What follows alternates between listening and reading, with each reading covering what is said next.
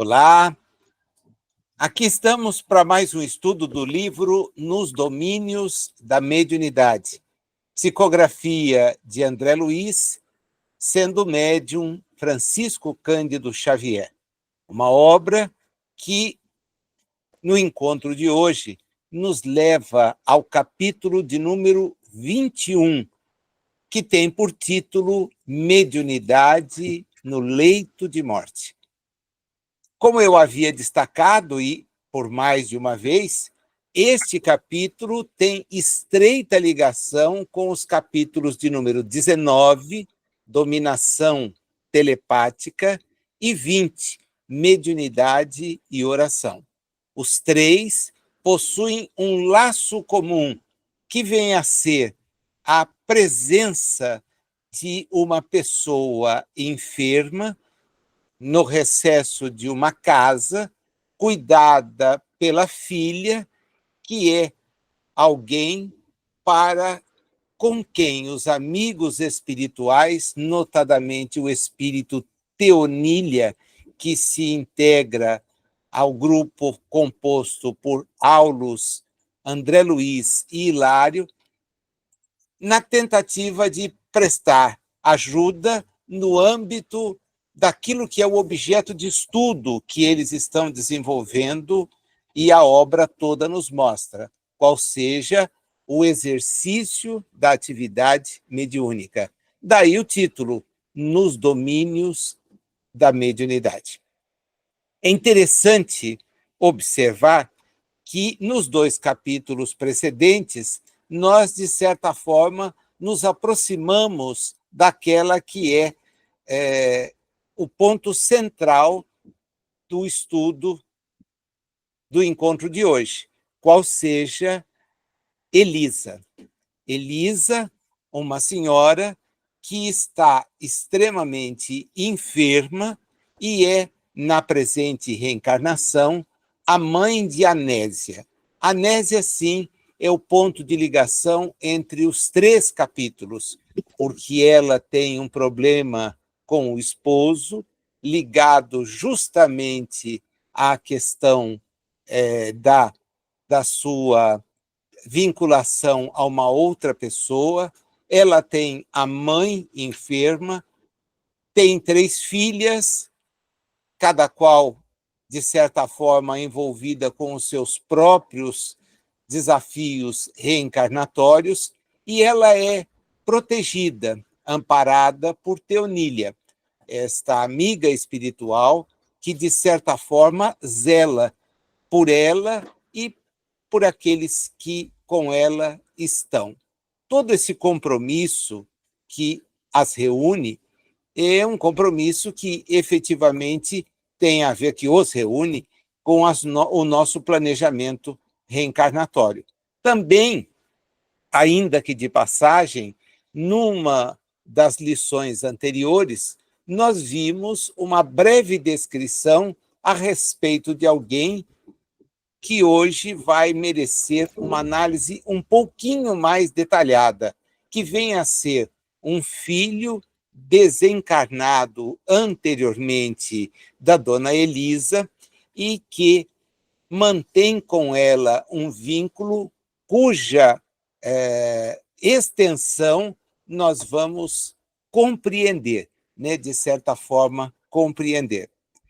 Eles haviam terminado um atendimento naquele mesmo grupo no dia precedente, mas agora eles retornam até o ambiente onde reside Anésia para ofertar a Elisa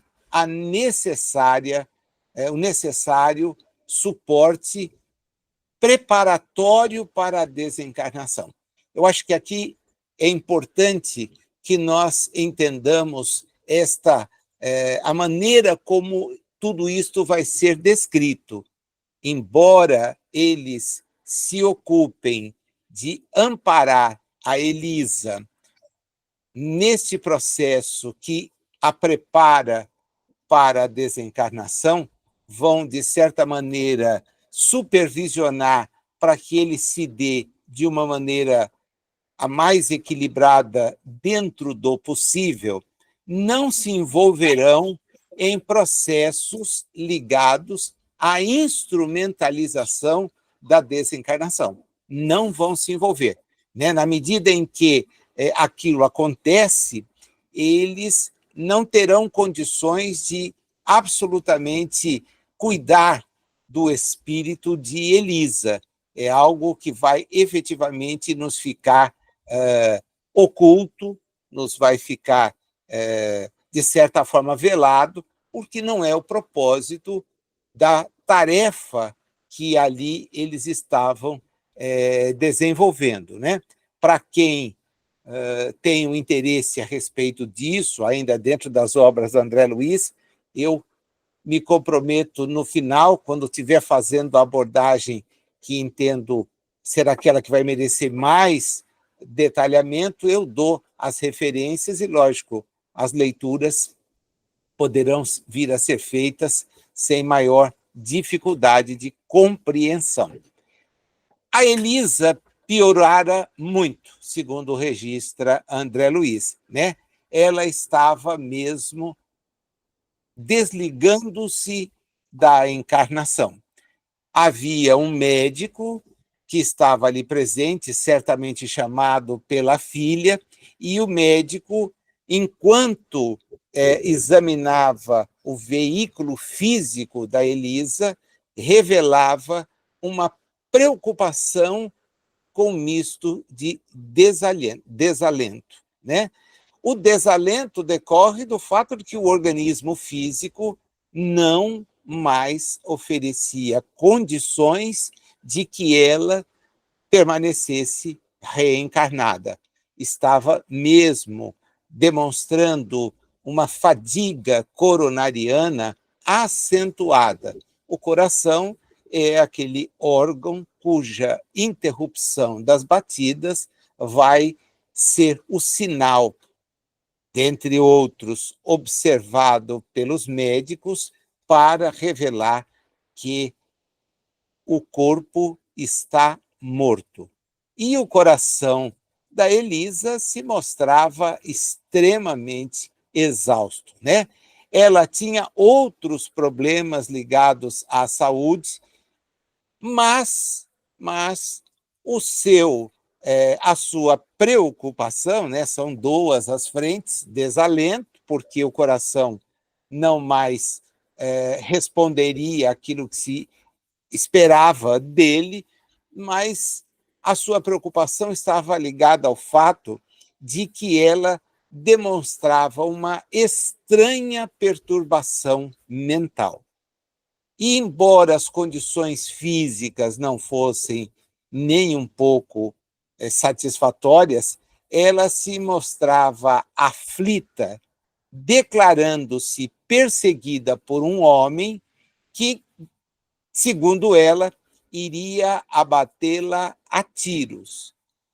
Juntava-se a isso o fato de que ela buscava ser ajudada por aquele filho que nós, em encontro precedente, fomos, de certa maneira, apresentados. Um filho que, embriagado, houvera sido assassinado num passado razoavelmente distante e que ela imaginava em condições evolutivas equilibradas, pedindo constantemente que ele a protegesse, que ele a envolvesse, nesse instante particularmente de desequilíbrio, de doença pelo qual ela transitava. O que eles constatam, o médico e a filha, é que ela como que delirava, informando algumas coisas que o exame do ambiente não permitia fossem confirmadas. A primeira delas, a presença desse homem, que gostaria de abatê-la a tiros, né? Ela talvez evocasse aqui, como a gente vai ver, uma lembrança do filho que estava ali junto com ela, e a figura de serpentes que ela dizia estavam próximas a lhe dar o bote. como o estado dela era de muita debilitação, e esse raciocínio para aqueles que estavam à sua volta, filha, médico e outras pessoas da própria família, era um estado que lhes demonstrava uma confusão mental, né? Uma confusão mental.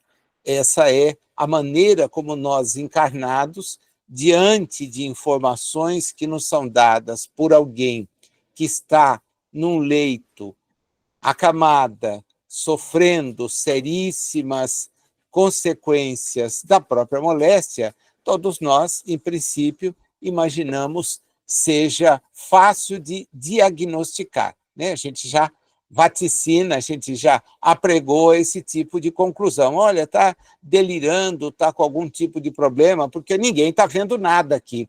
Nós não estamos tendo essas visões que ela afirma estar tendo.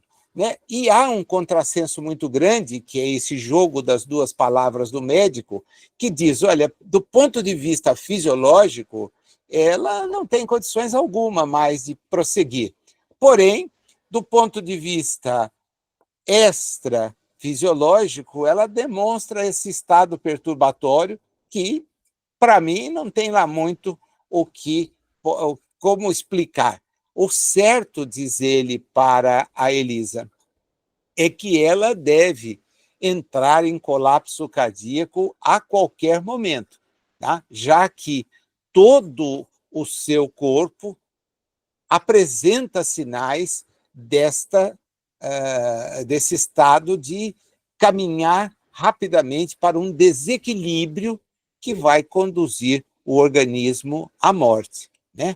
A Anésia, então, diante dessa notícia, ela entra em processo de certo desconforto, certa agonia, exatamente porque aquele episódio, a despedida da própria mãe, os problemas que ela enfrentava, era realmente um cadinho de grande preocupação, né? De momentos de muito desequilíbrio, muito sofrimento. Então, é evidente que o comportamento dela, ela retrata isso. O que me chama muita atenção, e acredito que de todo mundo que for ler o capítulo com mais cuidado, é que, apesar desse quadro, e talvez em decorrência do que havia sido, o que havia ocorrido, e é retratado no capítulo precedente, ela entende que a prece seja algo adequado. É muito importante, nós percebemos mais uma vez, porque me parece a chave de ligação desses 3 capítulos, evidentemente vai haver mais coisa que vai aparecer no contexto do livro, mas eu nunca gosto de antecipar aquilo que a leitura vai nos conduzir. Mas fica bem evidenciado que ela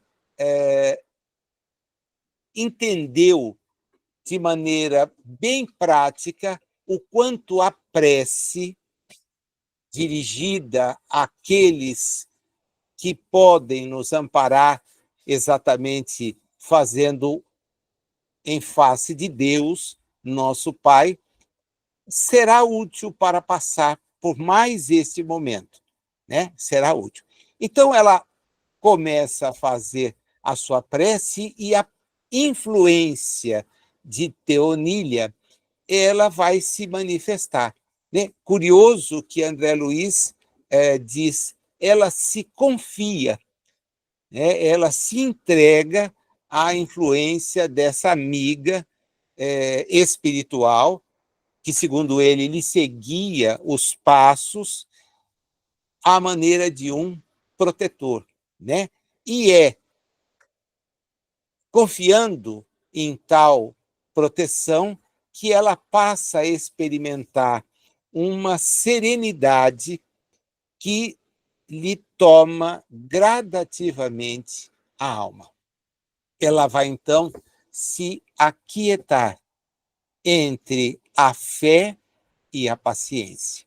Olha que expressão bonita, bonita. A gente faz a leitura do capítulo e muitas vezes se preocupa com o enredo, né? Isso é que eu acho mais importante nesses estudos que nós temos a chance de desenvolver em comum, que há determinados pontos que são, assim, de uma beleza muito grande. Ela se situa entre a fé e a paciência. Agora há pouco o médico estava entre o desalento e, ao mesmo tempo, a constatação de que ela mantinha uma vigorosidade, né? Estava vigorosa num aspecto que não era de se esperar tivesse. O corpo estava quase por extinguir a sua experiência, mas ela mantinha ali aquelas ideias da perseguição, das serpentes e de tudo mais. E agora, de novo, um binômio para a gente pensar. Ela está efetivamente confiante e se põe, então, entre essas duas balizas, né? A fé, isto é, imagino, acredito que a ajuda não falta, o problema relatado no capítulo anterior demonstra isso. É lógico que ela não vai ter a certeza, mas uma lembrança vai mantê-la confiante de que algo de positivo irá acontecer e que não lhe adianta o desespero. Agora ela de novo volta a experimentar justamente a paciência, né? E ela tem essas duas posições justamente porque confia que vai haver um amparo do plano superior, né? Vai ocorrer esse amparo. Isso é muito, mas muito importante, porque muitas vezes a nossa oração, ela se faz sem que nós guardemos semelhante manifestação, né? Nem temos fé de que aquilo vai poder ocorrer e muito menos temos paciência de esperar que algo ocorra, mas não no tempo que não é o nosso. É um tempo que é de Deus, né? Então, esta ideia é muito, muito forte nessa expressão. Ela acredita que aquilo vai ter um suporte, entretanto, não é possível determinar quando. Quando. Ela confia e sabe que pode ser assim. Enquanto está experimentando esta convicção, né, e aguarda que algo lhe possa ser ofertado pela espiritualidade, ela observa a mãe, né? E a mãe apresenta um quadro de alguém que pede socorro. Socorro. A voz, embora extremamente arrastadiça, né? Aquela voz difícil de ser compreendida, ela demonstra que precisa de ajuda. O que ela, então, retorna com uma pergunta. Você está melhor agora? Né? E a mãe, como se fosse uma criança medrosa, diz: não, eu não estou melhor, porque o assassino me espreita. Eu não sei como escapar. Eu estou igualmente cercada por aranhas enormes. Que fazer para salvar-me? Ai, as serpentes ameaçam-me da porta. Que será de mim?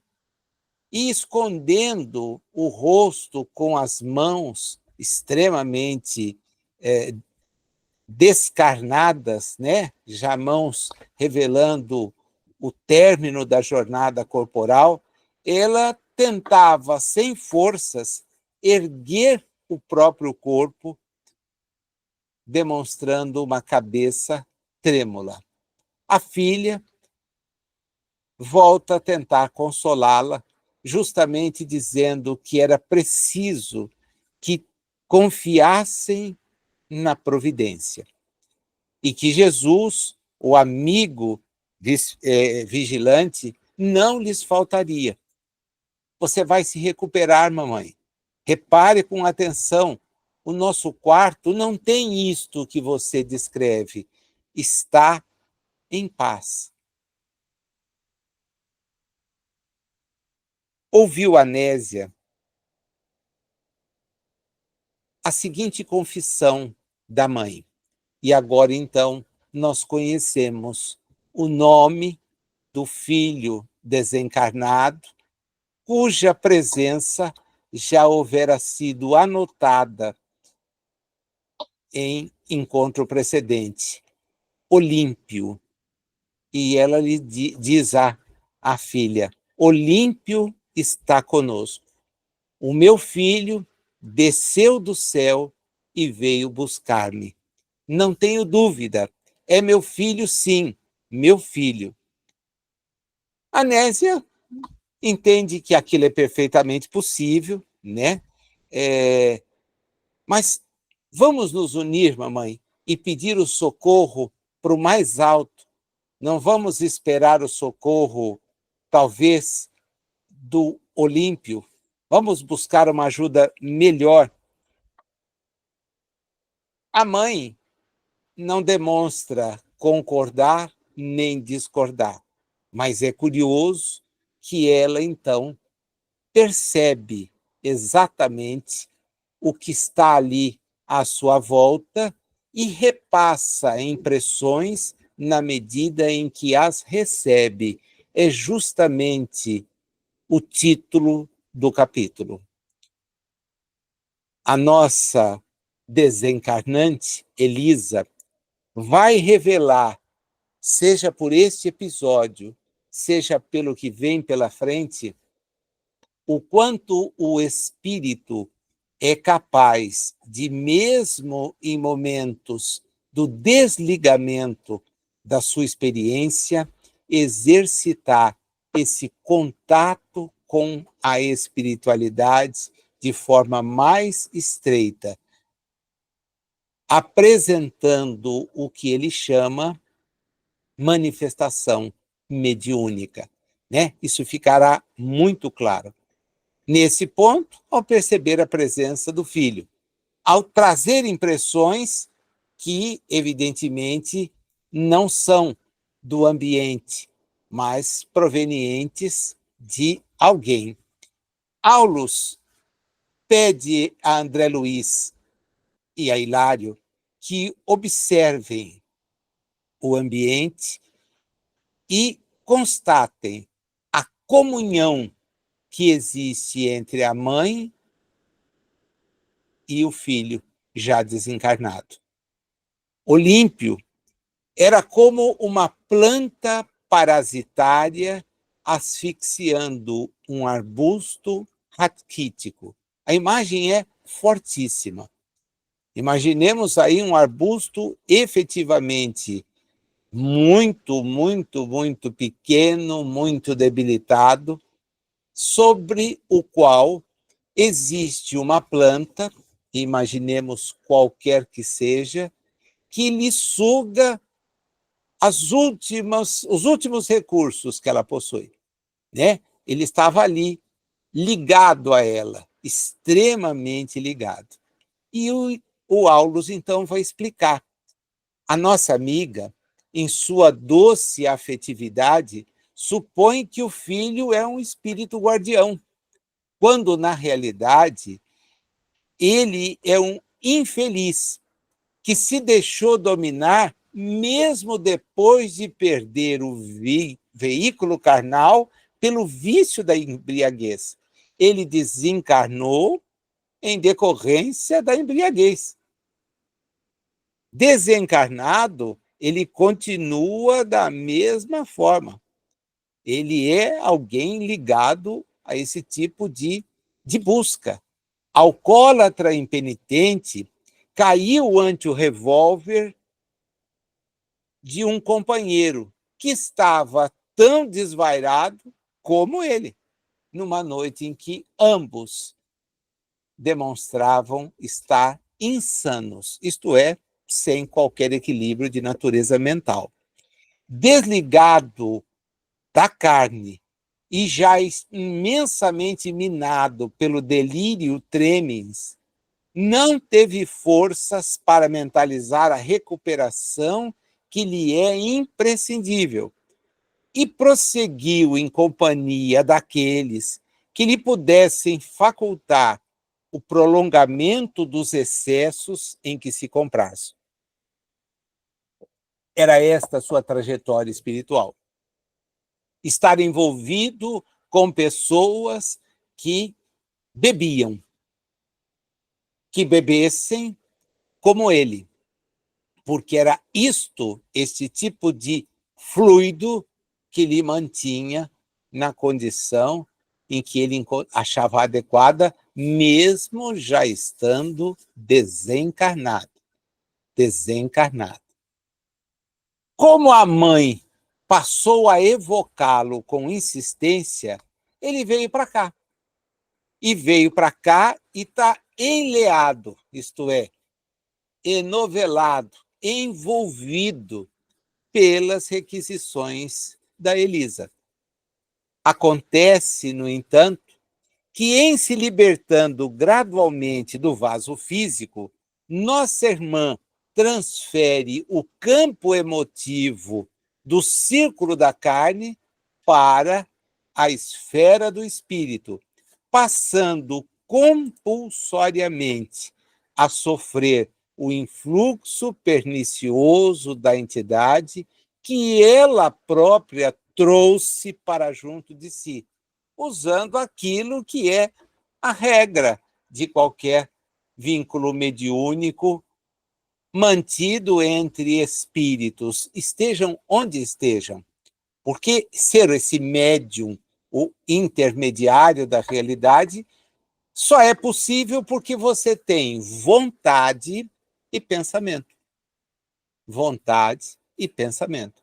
Né? Então, na medida em que ela queria a presença do filho, que ela só pensava no filho, embora suas cogitações sobre ele fossem equivocadas, não tinha como desvendar o que estava efetivamente acontecendo. Mas ela o traz, né? Na posição em que se colocam, continua Aulus, são ambos, por força das circunstâncias, duas mentes sintonizadas na mesma faixa de impressões.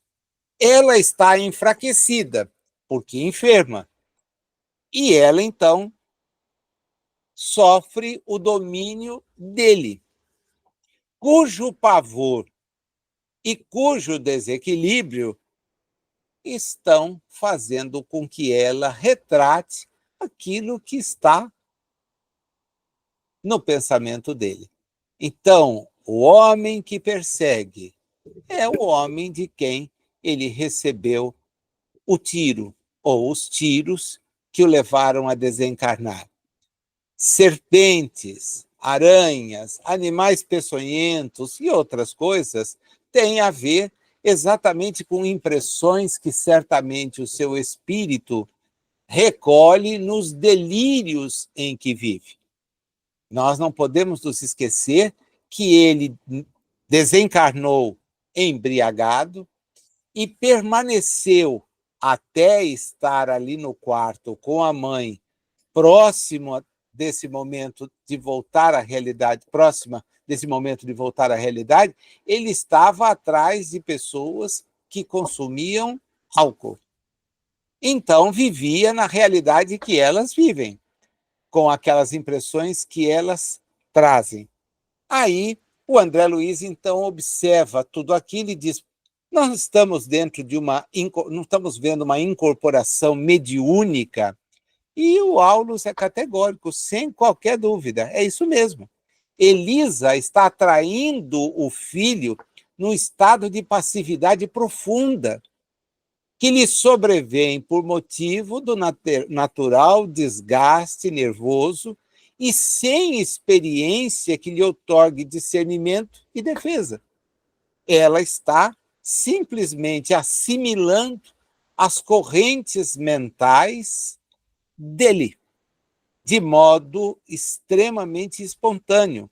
E a desarmonia que ele tem, ela automaticamente detém.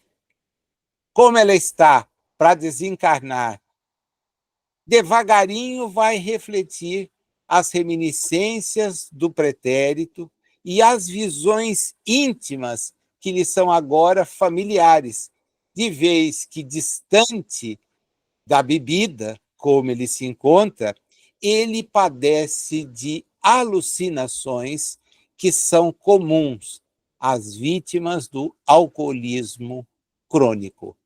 Ele alucina em estado espiritual, ela reflete as suas alucinações nestas impressões que tem. Então, o quadro também mostra para nós duas coisas muito interessantes.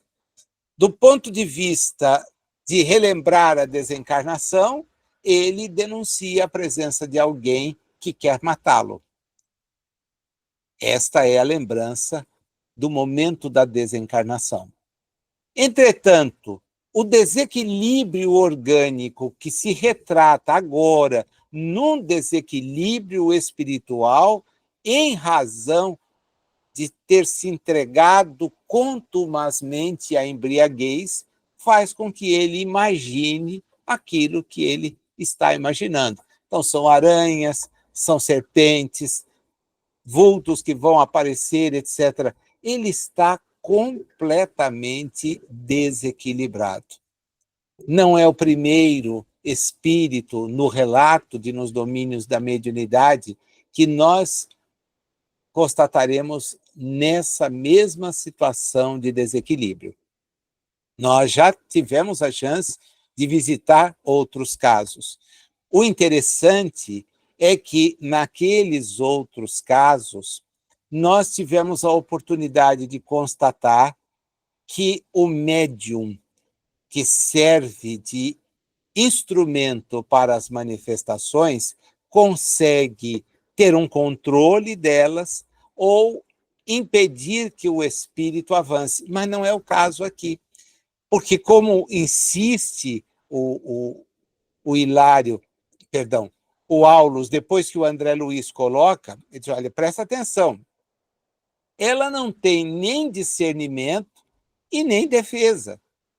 Quer dizer, ela não sabe o que é isso e nem tem condições de se defender, ela apenas sofre a influência, sofre. Então, a situação é bem diferente do que no exercício de uma atividade. O Hilário, então, se mostra assim, apavorado, né? Como é que a gente vai deixar uma velhinha doente passar por uma aprovação dessa ordem? Isso não é uma clamorosa injustiça? O Aulus diz, olha, eu até concordo com você, o quadro é muito lamentável. Agora, vamos pensar como adulto? Ninguém trai as leis que nos regem a vida. Elisa, com a presença do filho, recebeu aquilo que procurou. Certo, apresenta-se na configuração passageira de uma anciã, penetrando a antecâmara da morte. Todavia, na realidade, é um espírito imperecível e responsável, manejando os valores mentais que se expressam e se conjugam segundo princípios que são muito claros e definidos. E aí traz para nós a frase do capítulo, né? Porque é o tipo da frase que, quando eu gosto de destacar, porque vale a pena a gente pegar isso, anotar e depois refletir. Refletir. Pedimos o que não conhecemos, recolhendo o que não desejamos. Olha que frase, né? São essas pérolas do ensino que André Luiz nos apresenta que fazem com que a gente tanto insista na oportunidade de estudar as suas obras. Porque são lições assim que fazem com que a gente pare e pense. Nós pedimos o que não conhecemos, acabamos recolhendo o que não desejamos. Então, o instruir-se passa a ser alguma coisa necessária para o espírito que precisa avançar, para que, conhecendo, ele não faça bobagem. Ele não anseie por coisas que, efetivamente, se vierem, ele jamais teria desejado. Olha, a grande vantagem, Hilário e André Luiz, e todos nós, né? A grande vantagem é que, no fim, há sempre lucro, porque o Senhor nos permite retirar de cada situação e de cada problema os preciosos valores da experiência. Aí está a chave, então. O espírito progride pedindo o que não conhece e recolhendo o que não deseja, porque ele se torna experiente. E a maturidade é fruto das experiências. Nenhum de nós pode se furtar a tê-las, tomando cuidado por aquelas que escolhe ter, como também não temos o direito de impedir que os outros as tenham, no afã de eventualmente protegê-los. Podemos fazer de tudo, mas as experiências é que vão nos fazer avançar. Sem elas, não avançaremos. Não avançaremos. E como somos espíritos que estão trilhando os caminhos de um mundo em que as expiações e as provas são a regra, as experiências nem sempre são aquelas que efetivamente gostaríamos de ter, mas elas são necessárias. São necessárias. Ele pontuou isso de uma maneira assim bem clara, né? Ninguém trai as leis que nos regem a vida. Ninguém trai. Então, é preciso refletir sobre isso.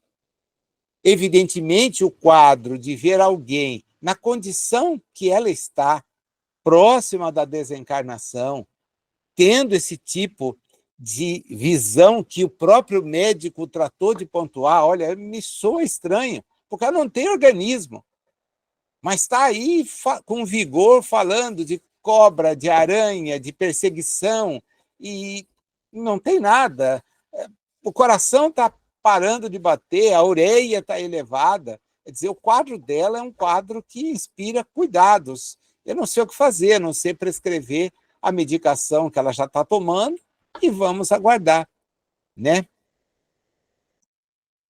Em razão disso, o Aulus resolve, então, interferir, né? Ele atende a Teonília e desliga o rapaz na companhia de Hilário e André Luiz, usando avançados potenciais magnéticos. Ele, pelo padrão moral que detém, ele desfaz aquele processo difícil, descrito na belíssima imagem, é fácil a gente imaginar, da planta que está quase que à beira de morrer, mas tem sugando-lhe as energias que são poucas, um hospedeiro, um parasita. Desliga o parasita. Desliga. Aí a gente já vai ter de cara o resultado.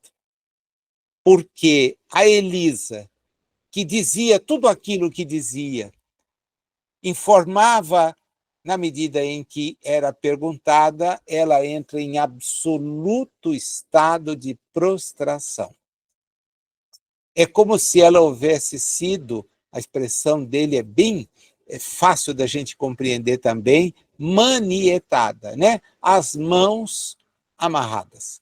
Ela não tem condições agora de falar mais nada. Eles, então, se apressam em saber o que aconteceu. Ora, ela só estava excitada mentalmente porque o filho lhe dava essas energias. Ele está desencarnado. Ele tem condições de fornecer isso. Ela está quase. Agora ela vai retratar as energias que ela tem. E nós fechamos a primeira parte porque esse processo se encerra. Todo aquele entusiasmo, toda aquela agonia, toda aquela aflição não eram dela. Eles eram provenientes do Olímpio. Evocado por ela, chamado por ela, na expectativa de que ele a protegia.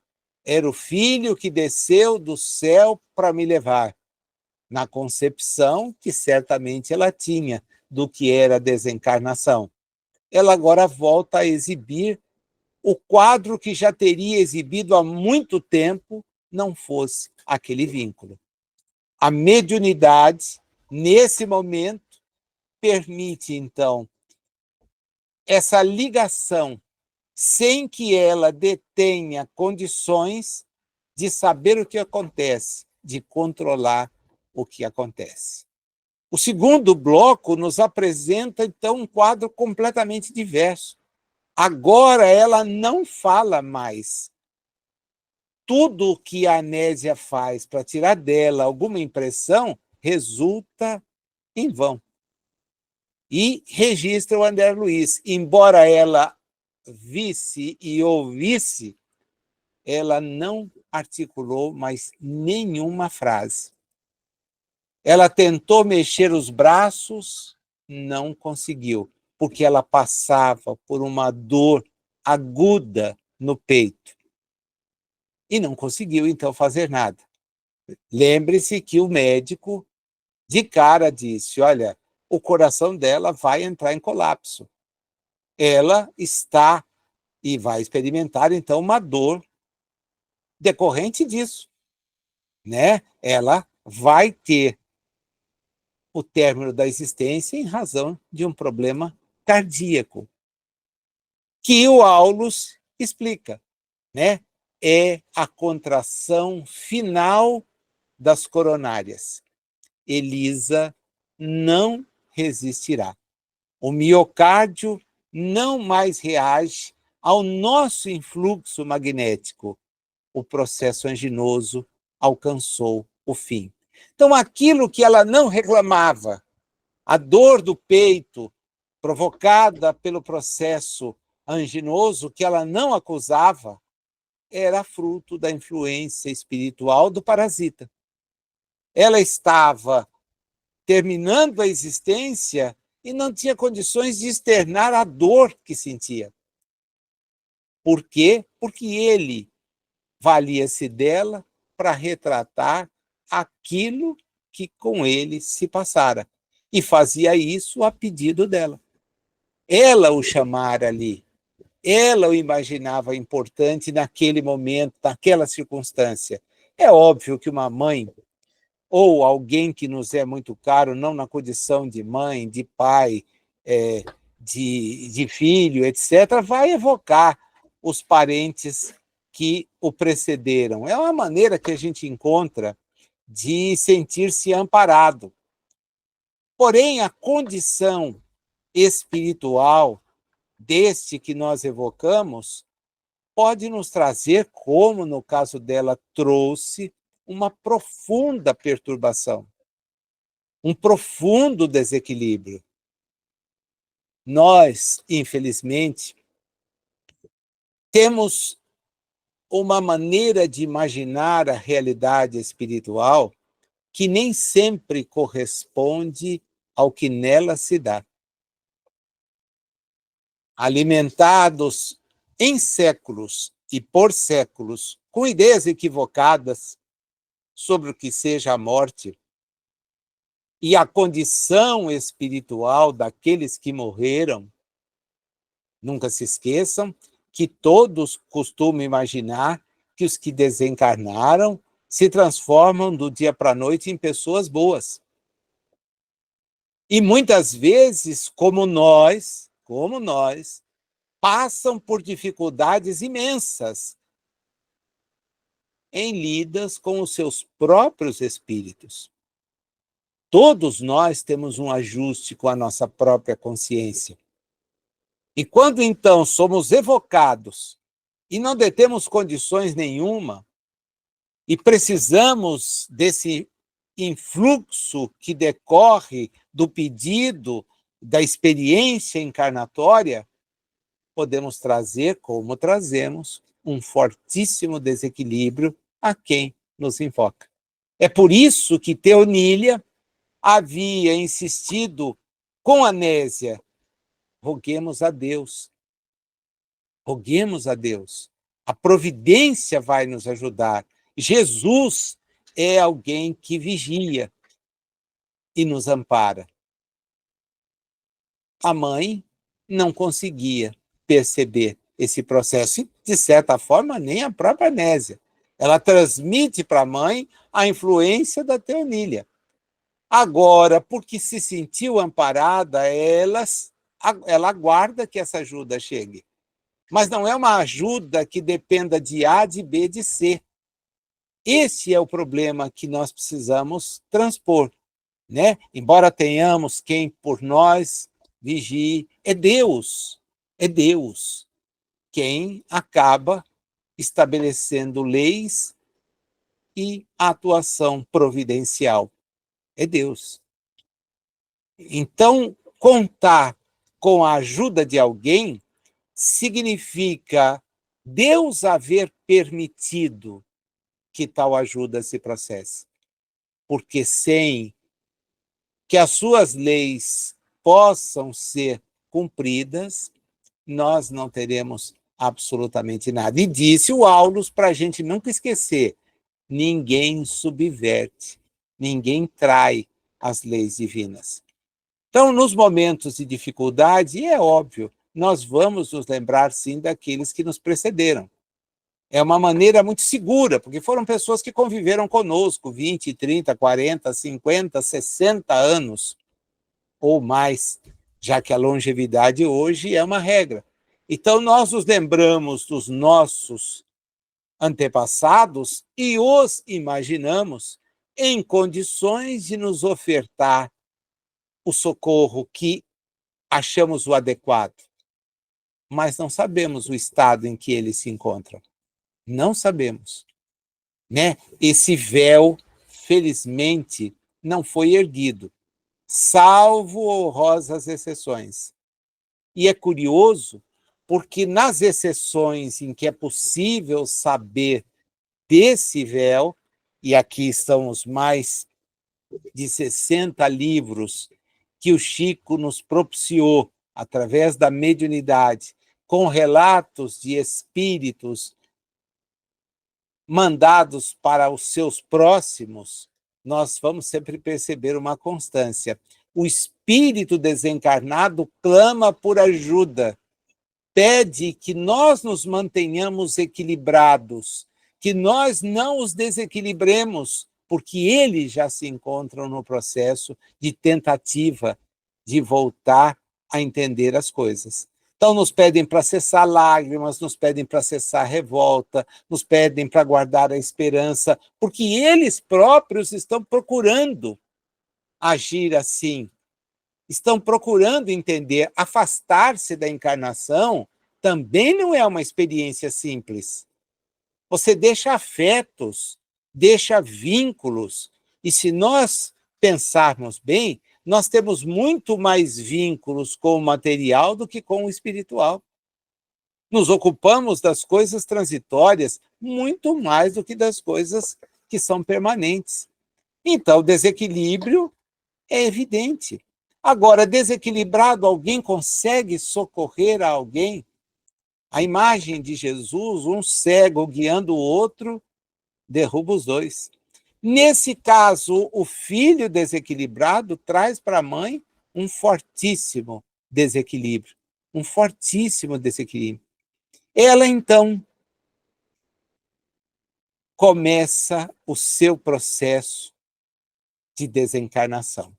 André Luiz descreve isso num dos parágrafos do capítulo que é extremamente bonito de se ler e muito útil de se refletir. O espírito teve a noção de que lhe cabia fazer a viagem do túmulo. E como se um relâmpago lhe rasgasse a noite mental, num desses raros minutos que valem séculos para a alma, reviu apressadamente o passado. Todas as cenas da infância, da mocidade e da madureza reapareceram de inesperado no templo da memória, como que a convidá-la a escrupuloso exame de consciência. Olhe para si mesmo. Conhece-te a ti mesmo. Saiba que tudo aquilo que nós falamos, que nós fizemos, que nós pensamos, está conosco. É o momento de começar a reunir a bagagem que vai nos servir para a viagem que é inexorável. Retornaremos. Então, essa lembrança que o Hermínio Miranda coloca numa expressão muito bonita e também uma imagem muito fácil de associar, né? É o rebobinar da fita.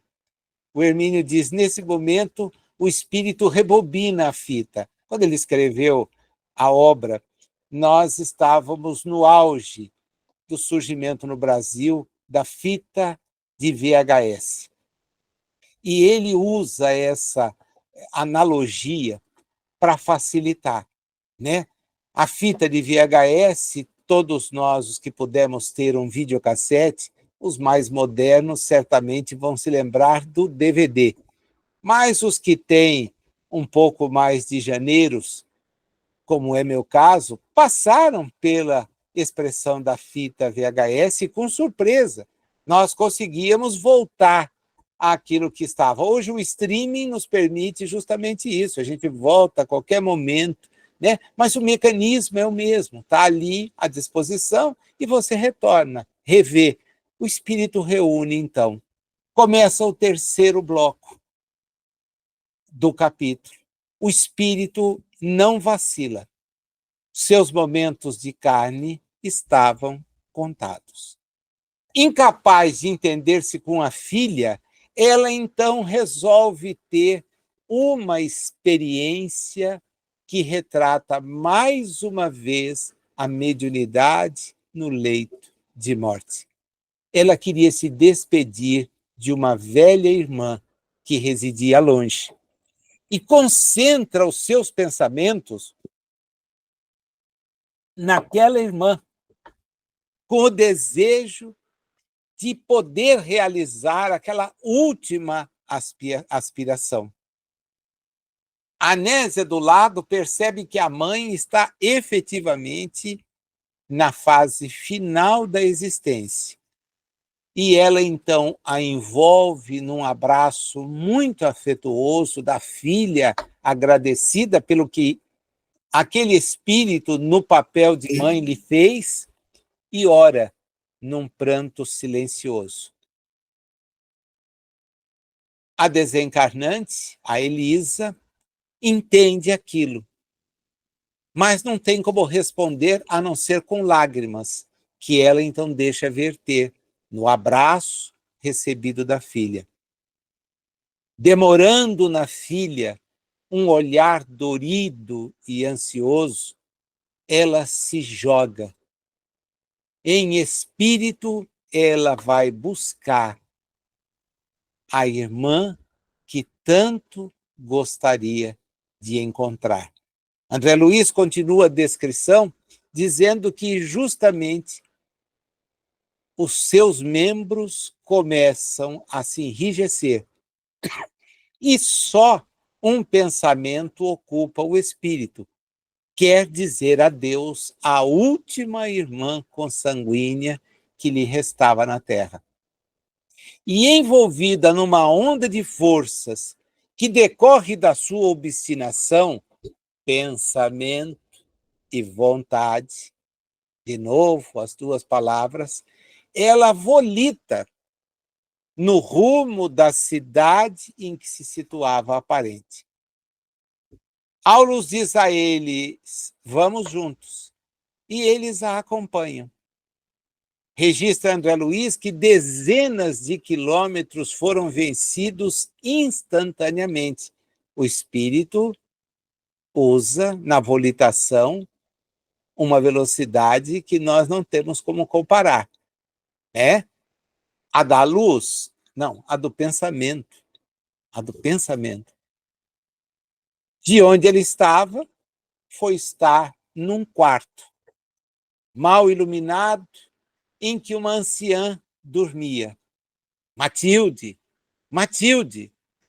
Ela tenta de todas as maneiras despertar, mas não consegue, porque ela está comentando ou falando do ponto de vista do espírito e a irmã atrelada ao corpo, ainda que provisoriamente.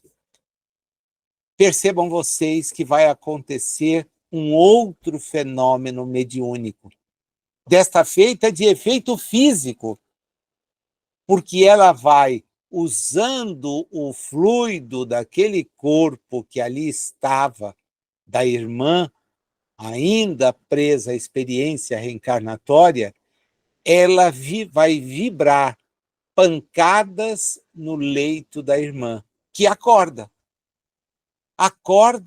assustada, e entra, então, na esfera de influência da desencarnante. Elisa fala, mas Matilde não a escuta. Esse é um relato comum que os espíritos nos trazem. Eu falo, eu reclamo, eu grito, eu peço e ninguém me escuta. É evidente, são vibrações diferentes, né? Ela vai, estando no estado de vigília, ouvir pelos ouvidos, enxergar pelos olhos, mas ali não dava.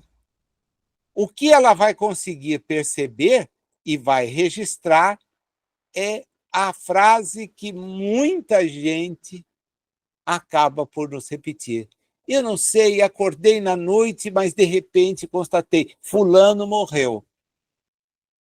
Parece que ele veio me avisar. É isso que ela diz. Ela fala de si para consigo. Elisa morreu. Quer dizer, a intervenção do espírito provocou o fenômeno que desperta o que está ainda encarnado, já que em espírito eles não conseguem manter sintonia, elas não conseguem. A nossa Elisa está em desequilíbrio. E Matilde, a depender das próprias preocupações e todas as coisas envolvidas com as suas questões espirituais próprias, não dá. Mas ao despertar, tendo percebido aquilo, os pensamentos da irmã, o desejo de dizer que não estava mais na Terra, faz com que ela sintetize. Elisa morreu. Vendo as duas, o Aulus dá a explicação que todo mundo sabe ser muito bem dada pelo Espiritismo. Aqui nós temos um dos tipos habituais de comunicação nas ocorrências de morte. Pela persistência com que se repetem, os cientistas do mundo são constrangidos a examiná-los. Alguns atribuem esses fatos a transmissões de ondas telepáticas, ao passo que outros neles encontram os chamados fenômenos de monição. Isso, contudo, porém, reduz-se na doutrina espírita a uma única verdade. a comunhão direta entre almas imortais. Essa comunhão permite isso, né? Aí o Hilário pergunta: toda pessoa, desde que o deseje, pode efetuar semelhante despedida quando parte da Terra? Ele diz: olha, Hilário, você acerta quando diz o desde que o desejem, porque essas comunicações no instante da morte somente se realiza por aqueles que só realizam, perdão, por aqueles que concentram a própria força mental num propósito dessa espécie. Muitas vezes as preocupações do espírito são completamente diversas. É o que a gente vem destacando. O que o espírito traz consigo, a sua consciência, é algo que apenas em relação a Deus nós podemos citar a possibilidade e a confiança do conhecimento. Só ele. Os demais, não. Eles foram testemunhas da vontade dela e a acompanharam, né? A gente não sabe se a descrição que eles fazem é uma descrição pelo que viram, aí André Luiz enuncia, se puderam ler aquilo que ela estava pensando, porque estava acompanhando a desencarnação, a gente não sabe. O fato é que eles constatam. Ela desejou e se deslocou até a irmã, eles foram juntos e constataram que a despedida entre elas aconteceu. A irmã não captou a despedida, captou apenas a convicção de que sua irmã houvera desencarnado.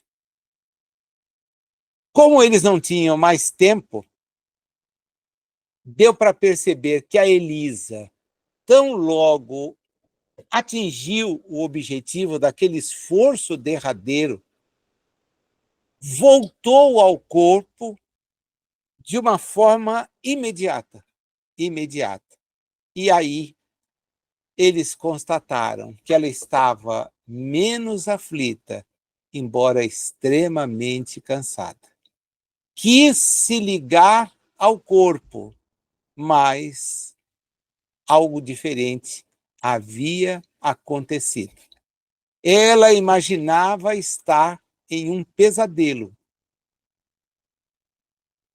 mas ao flutuar sobre o leito, ligou-se, percebeu, né, que estava vinculada a ele pelo fio, o fio que André Luiz, e antes dele, no relato de Allan Kardec na Revista Espírita, é chamado cordão fluídico. Eu vou me permitir, porque eu havia dito que havia um ensinamento, uma coisa muito mais profunda ao final, já que isso remete a um estudo um pouco mais particularizado dessa questão do cordão fluídico. A primeira coisa que eu gostaria de recomendar a todos, né, se houver interesse, que leiam Obreiros da Vida Eterna. Lá em Obreiros da Vida Eterna, nós vamos encontrar várias citações envolvendo essa questão na desencarnação de Dimas. Né? É um conjunto de informações que vale a pena a gente identificar. Né? Aqui, nos domínios, nós já ouvimos isso em mais de uma vez. Isso está referido, esse liame. Né? Em Voltei, a psicografia é do Chico, mas o espírito é irmão Jacó, que, na verdade, é Frederico Figner.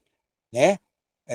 Houve uma oposição da família, como os registros históricos demonstram, e ele, então, resolve assinar a obra que ele havia assinado com o nome de Frederico Figner, ele resolve adotar o pseudônimo de Irmão Jacó. Tá? Em Voltei, quem for ao capítulo 3º, e ao capítulo 5º, esses 2 capítulos vão ver a descrição sobre o tal cordão fluídico. De que se trata?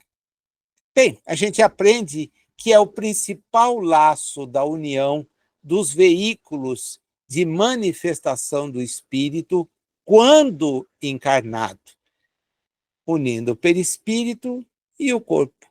Ele é chamado cordão fluídico umbilical do espírito, né? O fluido porque é aquilo que corre, né? Fluente porque está ligado a umbilical, porque é uma coisa que flui, que permite, vem do umbigo, algo que flui ali, ligando.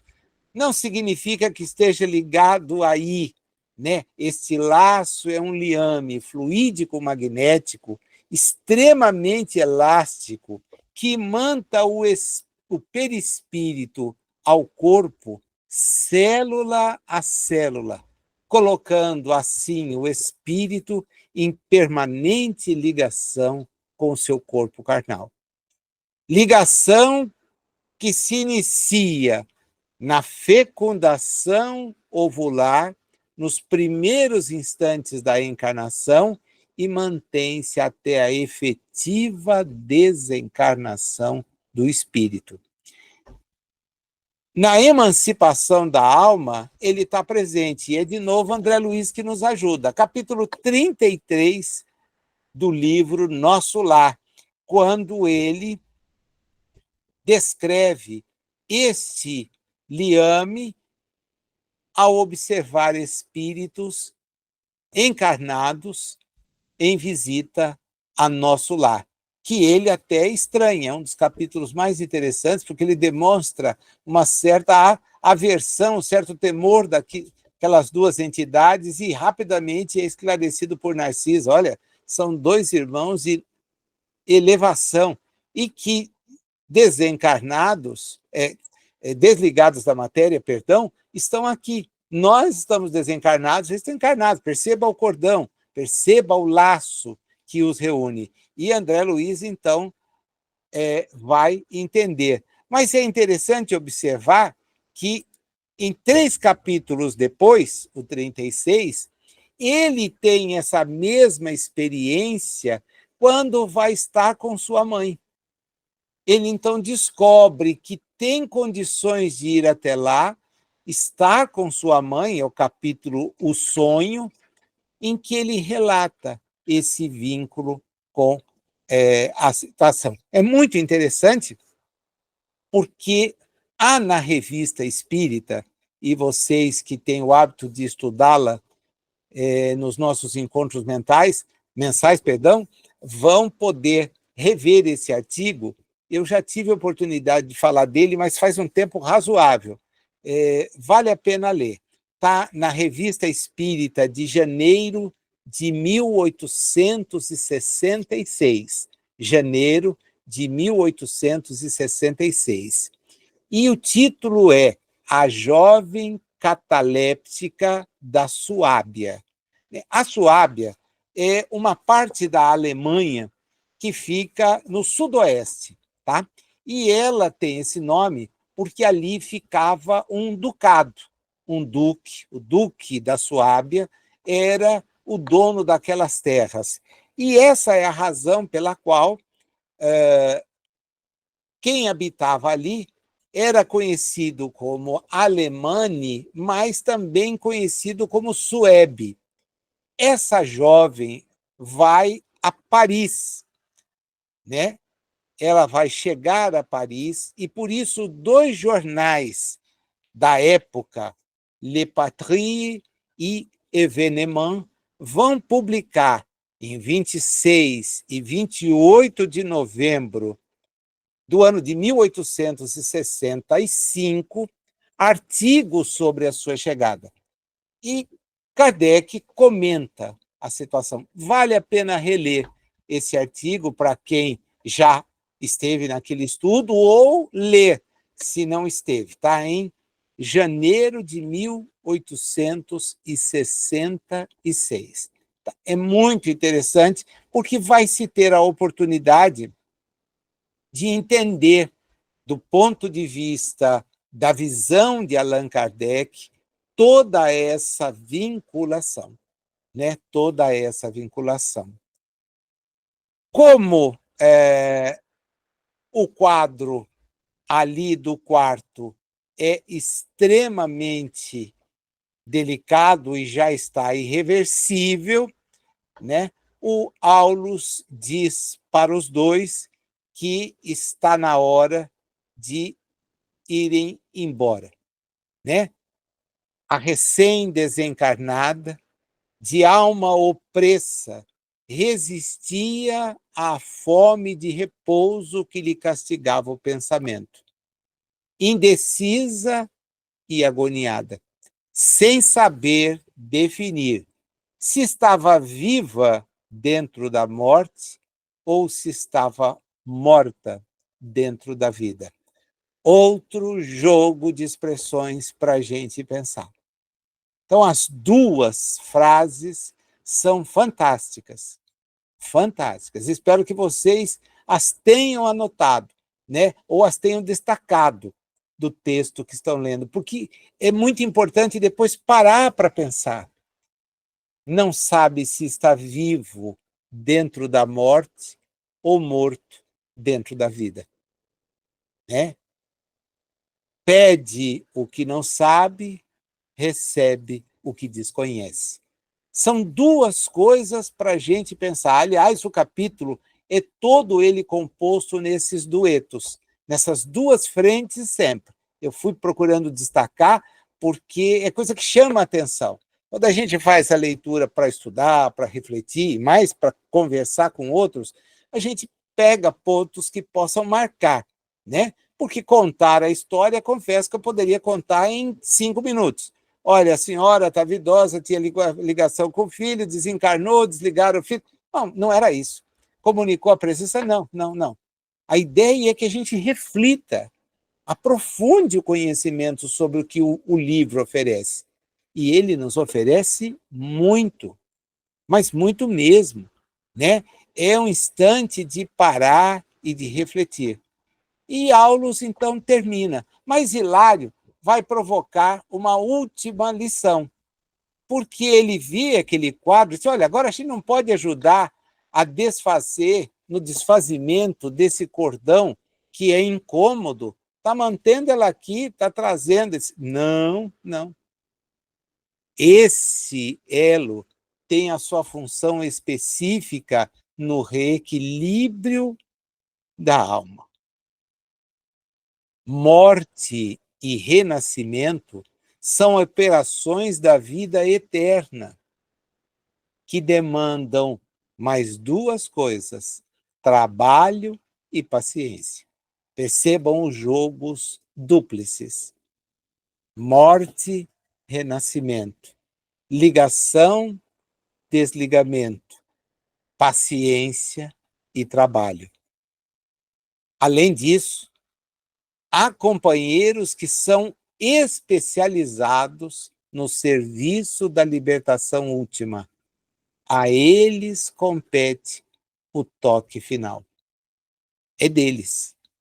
Nós encerramos a nossa atuação, o nosso aprendizado por aqui. E o capítulo se encerra com um conjunto de lições, como os anteriores, muito grande, muito grande. São coisas que a gente, quando voltar a ler, quando ouvir mencionar, certamente não se esquecerá.